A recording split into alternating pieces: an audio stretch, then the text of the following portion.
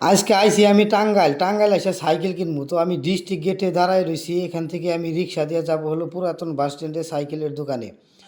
তো রিক্সায় উঠলাম, উঠার পর সরাসরি রওনা হলাম পুরাতন বাস স্ট্যান্ডের দিকে।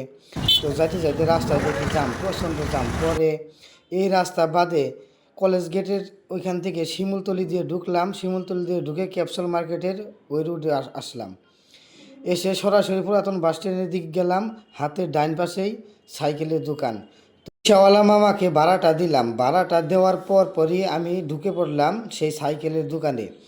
নিচতলায় বেশি একটা সাইকেল নাই, এ কারণে গেলাম হচ্ছে উপরতলা গিয়ে অনেকগুলো সাইকেল দেখতে পেলাম। এখান থেকে আমি একটা সাইকেল চয়েস করব আর কি। তো চয়েস অলরেডি হয়েই গিয়েছে, এখন সাইকেলটা শুধু নেওয়ার পালা। তো সাইকেলটা আস্তে আস্তে নিচে নামালাম, নিচে নামিয়ে সরাসরি চালিয়ে আমি আবারও নতুন বাস স্ট্যান্ডে আসলাম। এখান থেকে আমি সরাসরি বাস দিয়ে সাইকেলটা আজকে নিয়ে যাব। তো চালানের মুহূর্তটা আপনাদের কাছে কেমন লাগলো জানাবেন অবশ্যই, ইনশাল্লাহ।